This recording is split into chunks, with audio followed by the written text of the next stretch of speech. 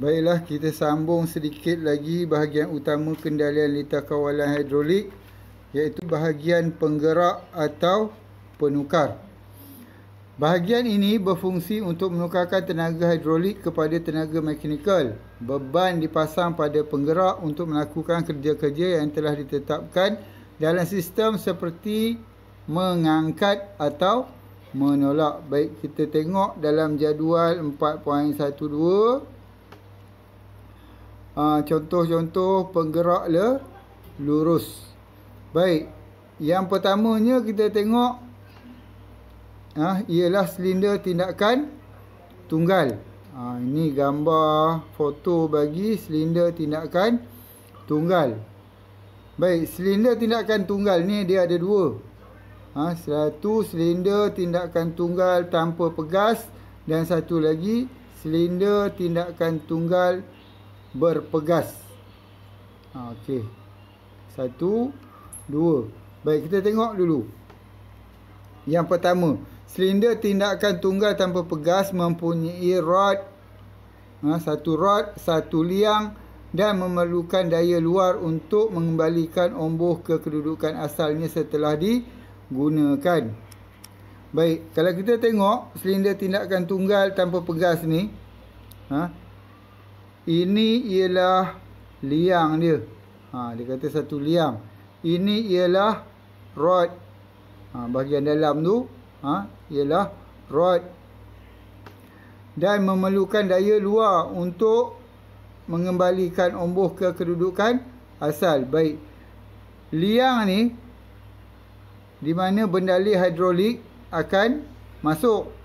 Akan masuk. Di liang ni, bendali hidrolik akan masuk. Dia akan menolak omboh ni. Ini omboh, dia tolak keluar. Dia tolak keluar.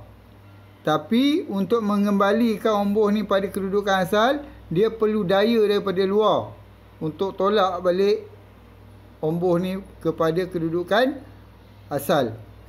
Itu yang dimaksudkan. Kemudian silinder tindakan tunggal dengan pegas mempunyai satu rod. Ni rod dia.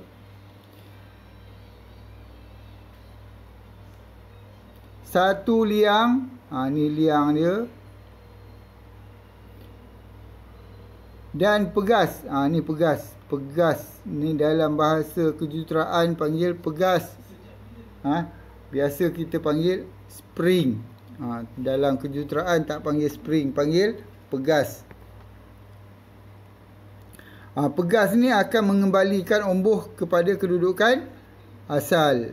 Jadi tak perlu kita tekan rod tadi untuk mengembalikan pegas pada kedudukan, mengembalikan omboh kepada kedudukan asal. Tapi pegas akan mengembalikan omboh pada kedudukan asal. Baik, seterusnya ialah silinder dui tindakan atau silinder tindakan kembar. Okey, kalau kita tengok tindakan kembar ni, maksud dia ada dua liang. Liang satu, liang dua. Silinder yang menggerakkan beban pada dua arah yang lurus. Silinder mempunyai satu rod dan dua liang tanpa pegas. Dia tak ada berpegas. Sebab bendali hidrolik akan mengembalikan kedudukan omboh tadi kepada kedudukan asal. Katakan dia bergerak, bendali hidrolik masuk di liang yang pertama ni. Dia masuk liang yang pertama dan menolak omboh ke sana. Omboh akan bergerak ke sana. Bendali hidrolik yang ada di bahagian sini, dia akan keluar. Kemudian apabila hidrolik masuk pula melalui liang ni, dia akan menolak omboh kembali ke kedudukan asal, dan bendali hidrolik yang berada di belakang omboh ni akan keluar pula macam tu. Dia lebih dikenali sebagai silinder dui tindakan. Baik, seterusnya ialah silinder tindakan kembar dengan dua rod. Tindakan kembar dengan dua rod.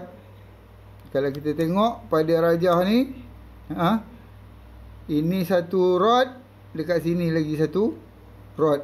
Depan belakang dia ada rod. Dia ada dua liang juga. Satu, dua liang. Ya.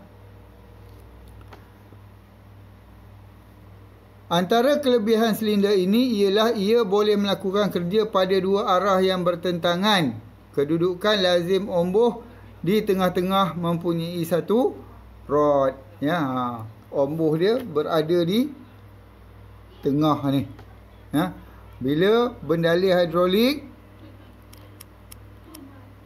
masuk di bahagian ini, omboh ni akan bergerak ke sana. Jadi rod yang ini akan keluar, rod yang ini akan masuk. Bila bendali hidrolik masuk di bahagian ni, omboh akan bergerak ke sebelah sana. Rod yang ini akan keluar, rod yang ini pula akan masuk. Macam tu. Ya. Baik. Seterusnya ialah silinder hujung berkusyen. Silinder ini mempunyai dua rod dan dua liang tidak berpegas. Tidak berpegas. Kelebihan silinder ini adalah untuk mengembalikan omboh pada kedudukan asal dengan gerakan perlahan. Dia dalam dia ada cushion. Hujung. Ada cushion supaya dia bergerak dengan lembut. Maksud dia kembali kepada kedudukan asal tu dengan lembut. Ni dia. Ni dia cushion dia. Ya. Baik. Seterusnya kita pergi ke bahagian pemindahan tenaga atau penghantar tenaga.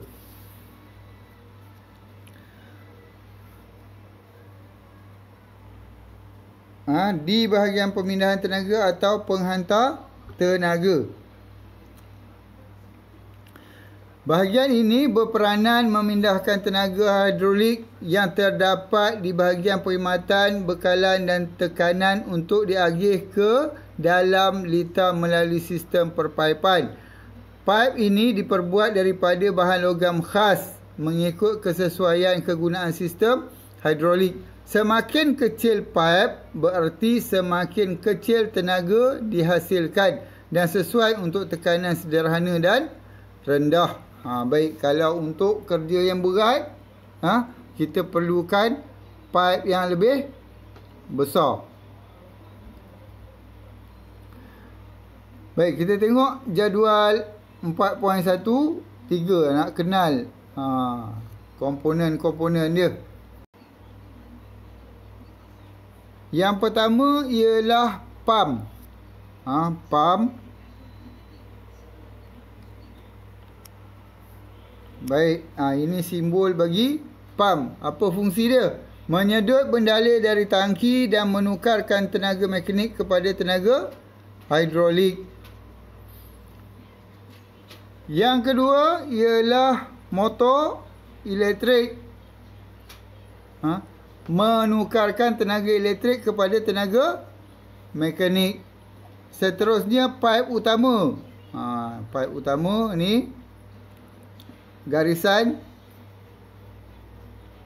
tanpa putus-putus, garisan terus menyalurkan bendalih keseluruhan sistem hidrolik. Kemudian paip buangan. Ini simbol bagi paip buangan. Apa fungsi dia? Membuang bendalih untuk mengawal tekanan atau membersihkan tangki daripada benda asing. Ini dinamakan sebagai paip buangan. Nanti bila kita buat gambar rajah litar nanti kita nak tahu di mana perlu kita gunakan paip buangan ni. Seterusnya simbol komponen bagi kendalian injap. Baik, ini ialah simbol bagi kendalian sesondol. Kendalian sesondol. Ini simbol bagi kendalian sesondol, berupa roda yang mudah berputar. Kemudian ini ialah pacuan hidrolik. Hidrolik akan dipicu membuka injap. Maksud dia hidrolik akan masuk ke sini dan menolak untuk membuka injap. Yang ketiga ni ialah kawalan elektrik. Kendalian elektrik yang menggunakan solenoid. Gelung akan menjadi magnet dan seterusnya mengawal injap. Kemudian pacuan pneumatik. Pneumatik ni dia menggunakan udara termampat. Yang ni pneumatik dipicu untuk membuka injap. Kalau tadi yang kedua tadi picuan hidrolik, yang ini dia menggunakan udara termampat ataupun pneumatik. Kemudian simbol bagi tuil. Ini tuil. Tuil ni macam kita biasa tengok excavator kan. Excavator atau kita biasa panggil backhoe, cengkadak ke apa ke istilah yang kita biasa guna. Biasa dia nak korek tanah tu pakai ni lah. Tolak tarik tuil ni. Ya. Baik. Fungsi tuil digunakan bagi memudahkan kerja kendalian injap. Yang ke-7 ni, yang ke-6 ialah kawalan kaki. Ini kalau biasanya kawalan kaki ni kalau orang buat stamping. Kaki digunakan jika tangan tidak boleh digunakan. Tangan kita buat kerja lain, kendalian dia menggunakan kaki. Baik, seterusnya kendalian menggunakan pegas, spring. Pegas akan mengembalikan injap ke kedudukan asal. Seterusnya punat tekan. Punat tekan. Macam butang lah, kita tekan. Kawalan paling mudah dengan menekan punat tekan. Dan yang terakhirnya ialah tombol. Tombol diputar semula untuk membolehkan injap berkendali. Ini dia menggunakan kaedah putaran. Baik, seterusnya ialah simbol bagi komponen dan fungsi penggerak untuk menukarkan tenaga hidrolik kepada tenaga mekanik. Ini ialah simbol bagi silinder tindakan tunggal berpegas. Yang ini silinder tindakan tunggal berpegas. Kawalan hidrolik satu arah atau lelurus dan dikembalikan oleh pengalir gerakan lelurus. Sebelum ni kita dah belajar tadi kan, bagaimana silinder tindakan tunggal ni berpegas ni berkendali. Kemudian silinder tindakan tunggal tanpa pegas, kawalan hidrolik pada satu arah A, gerakan lelurus sahaja. Daya luar diperlukan untuk mengembalikan silinder ke kedudukan asal. Baik, ini ialah silinder rod berkembar, serupa macam tadi. Kawalan hidrolik pada dua arah A dan B, gerakan lelurus sahaja. Kemudian ini ialah simbol bagi silinder dwi tindakan, kawalan hidrolik pada dua arah A atau B, gerakan lelurus sahaja. Dan yang terakhir ialah silinder hujung bercushion, kawalan hidrolik pada dua arah A dan B, gerakan kembali dengan lembut. Baik, itu sahaja simbol-simbol yang digunakan di bahagian pemindahan tenaga atau penghantar tenaga.